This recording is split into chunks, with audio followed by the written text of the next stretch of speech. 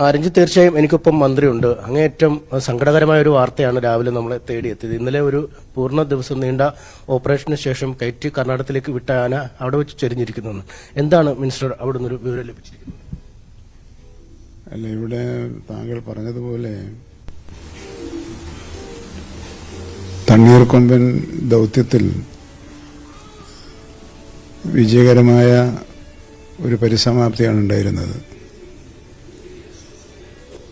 അഭിനന്ദനാർഹമായ പ്രവർത്തനങ്ങളാണ് എല്ലാവരും നടത്തിയത്. പക്ഷെ ഇന്ന് രാവിലെ തികച്ചും വ്യത്യസ്തമായ ഒരു വിപരീത വാർത്തയാണ് നമുക്ക് ലഭിച്ചത്. ഈ തണ്ണീർക്കൊമ്പൻ ചരിഞ്ഞു എന്ന വേദനിപ്പിക്കുന്ന വാർത്തയാണ് നമുക്ക് കിട്ടിയത്. അത് അത്യന്തം സങ്കടമുണ്ടാക്കുന്നൊരു കാര്യമാണ്. വലിയൊരു ആഘാതമാണ് അത് നമ്മുടെ ഓരോരുത്തരുടെയും മനസ്സിൽ ഏൽപ്പിച്ചിട്ടുള്ളത്. ബന്ദിപ്പൂരിൽ എത്തിയതിന് ശേഷമാണ് ഈ ദാരുണാന്ത്യം ഉണ്ടായതെന്നാണ് മനസ്സിലാക്കാൻ വേണ്ടി കഴിഞ്ഞിട്ടുള്ളത്. വിദഗ്ധ പരിശോധന പൂർത്തിയാക്കി ഉൾവനത്തിലേക്ക് അയക്കാമെന്ന ധാരണയായിരുന്നു നേരത്തെ ഉണ്ടായിരുന്നെങ്കിലും ആ പരിശോധനയ്ക്ക് കാത്തു നിൽക്കാതെ ആന ഈ ലോകത്തോട് യാത്ര പറയുകയാണ് ഉണ്ടായത്. തുടർന്ന് മരണകാരണങ്ങൾ എന്താണ് എന്ന് കണ്ടെത്തണമെങ്കിലും എന്തെങ്കിലും വീഴ്ചകൾ ഉണ്ടായിട്ടുണ്ടോ എന്ന് പരിശോധിക്കണമെങ്കിലും പോസ്റ്റ്മോർട്ടം നടത്തുകയാണ് ഏറ്റവും ശരിയായ നിയമപരമായ വഴി. ആ പോസ്റ്റ്മോർട്ടം നടത്തി അതിൻ്റെ റിപ്പോർട്ട് കിട്ടുന്നത് മുറക്ക് മാത്രമേ എന്തെങ്കിലും തെറ്റായ കാര്യങ്ങൾ സംഭവിച്ചിട്ടുണ്ടോ, യഥാർത്ഥ മരണകാരണം എന്താണ് എന്ന് മനസ്സിലാക്കാൻ കഴിയുള്ളൂ. അതിൽ വീഴ്ചകൾ പറ്റിയിട്ടുണ്ടെങ്കിലോ നമുക്ക് പരിശോധിക്കേണ്ടതുണ്ട്. അങ്ങനെ പരിശോധിക്കാൻ ഒരു 5 അംഗ വിദഗ്ധ സമിതിയെ രൂപീകരിക്കാനാണ് ഇപ്പോൾ സർക്കാർ ആലോചിക്കുന്നത്. വിജിലൻസിന്റെ ഭാഗത്തു നിന്ന്,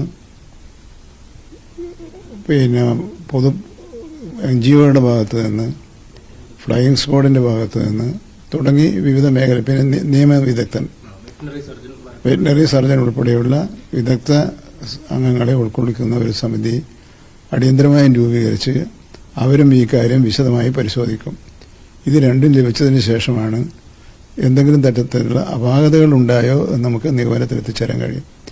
ഇതുവരെയുള്ളത് വെച്ച് എല്ലാം സുതാര്യമായാണ് കേരള വനംവകുപ്പ് നിർവഹിച്ചിട്ടുള്ളത്. കാരണം രാവിലെ മാനന്തവാടിയിൽ 7:30 മണിയോടുകൂടിയാണ് എത്തിയത് മുതൽ തുടർന്ന് നടന്ന അതിനെ മയക്കുവെടി വെച്ച് പിടിച്ച് ലോറിയിൽ കയറ്റുന്നവരുടെ എല്ലാ കാര്യങ്ങളും മാധ്യമങ്ങൾക്ക് സുതാര്യമായി റിപ്പോർട്ട് ചെയ്യാൻ വേണ്ടി കഴിഞ്ഞിരുന്നു. അതിനൊരു അവസരം ഉണ്ടായിരുന്നു. സാധാരണ അങ്ങനെ അവസരം ഉണ്ടാകാറില്ല.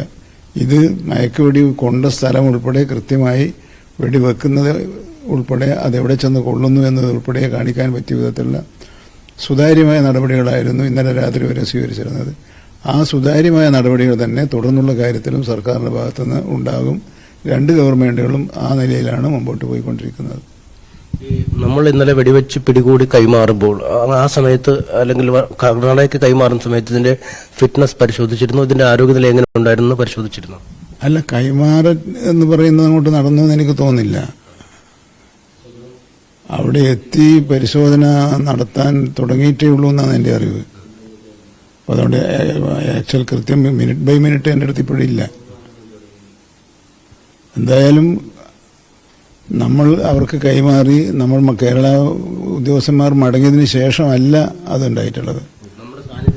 നമ്മൾ അവിടെ ഉണ്ടായിരുന്നു. കാരണം ആ നടപടിക്രമങ്ങൾ, കൈമാറ്റൽ നടപടിക്രമങ്ങൾ പൂർത്തിയായിട്ടില്ല എന്നാണ് എനിക്ക് തോന്നുന്നത്. കാരണം പരിശോധിച്ചതിന് ശേഷമല്ലേ കൈമാറ്റൽ നടപടി പൂർത്തിയാക്കാൻ വേണ്ടി കഴിയുള്ളൂ. കാരണം കൈമാറുമ്പോഴുള്ള അവസ്ഥയെക്കുറിച്ച് അവരുടെ സാറ്റിസ്ഫാക്ഷൻ ഉറപ്പുവരുത്തണമല്ലോ, തൃപ്തികരമാണെന്ന് അവർക്ക് തോന്നണം. അല്ലെങ്കിൽ ചികിത്സ നിർണ്ണയിക്കണമല്ലോ. ചികിത്സയൊക്കെ അവർ ചെയ്യുമെങ്കിലും ചികിത്സ ആവശ്യമാണ്, കൂടുതൽ ചികിത്സ ആവശ്യമാണ് എന്നൊരു നിഗമനത്തിൽ അവരെത്തിച്ചേരുമല്ലോ. അവിടത്തേക്ക് അവരെത്തിച്ചേരാനുള്ള പരിശോധന പൂർണ്ണമായും നടന്നു കഴിഞ്ഞു എന്നുള്ള കാര്യം ഇപ്പോൾ ഞാൻ സ്ഥിരീകരിച്ചിട്ടില്ല. ഈ ആന ഈ മാനന്തവാടി പട്ടണത്തിൽ എത്തുമ്പോൾ തന്നെ അതിന്റെ ഒരു ആരോഗ്യനില അല്പം കുറവായിരുന്നു എന്ന് റിപ്പോർട്ടുകളുണ്ട്. അതിന്റെ ശരീരത്തിൽ ഒരു അത് ശരിയാണ്. കാരണം നമുക്കത് നിരീക്ഷണത്തിലൂടെയുള്ള നിഗമനമാണല്ലോ. അതെല്ലാം പരിശോധന നടത്തുമെങ്കിൽ ആനയെ പിടിച്ചതിന് ശേഷമുള്ള ശാസ്ത്രീയ പരിശോധനയിലാണല്ലോ അതിന്റെ എല്ലാ കാര്യങ്ങളും മനസ്സിലാക്കുക. അത് നമുക്ക് ചെയ്യാൻ വേണ്ടി കഴിഞ്ഞിട്ടില്ലല്ലോ.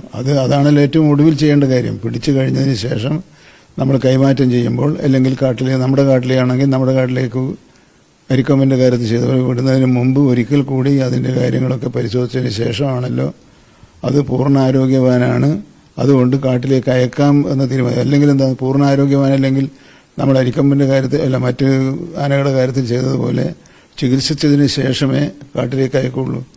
അപ്പോൾ ആ പരിശോധനക്ക് കാത്തു നിൽക്കാൻ അതിലേക്ക് എത്താനുള്ള സാവകാശം ഈ കാര്യത്തിൽ ഉണ്ടായിട്ടില്ല. ഈ അങ്ങേറ്റം ഹസനിൽ പ്രകോപനകാരിയായി പെരുമാറിയിരുന്ന ആനയാണ്. നമ്മുടെ ഇന്നലെ എത്തിയ ശേഷം ആരോടും ഒരു പ്രകോപനം ഉണ്ടാക്കില്ല, അതിന്റെ പോയ സ്ഥലങ്ങളിലൊന്നും പ്രശ്നമുണ്ടാക്കില്ല.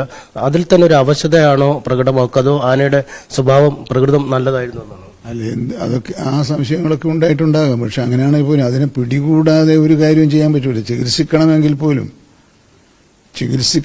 പോലും വിദഗ്ധ പരിശോധന നൽകണ പോലും പിടികൂടുക എന്ന ദൗത്യമാണല്ലോ ഇന്നലെ വരെ രാത്രി വരെ നമ്മൾ ചെയ്തത്. പിടികൂടിയതിന് ശേഷമല്ലേ അതിന്റെ അവശതയുണ്ടായിരുന്നു. അതുകൊണ്ട് അത് പരിശോധിക്കണം എന്ന് എന്തായാലും തീരുമാനിച്ചിട്ടുണ്ടായിരുന്നല്ലോ.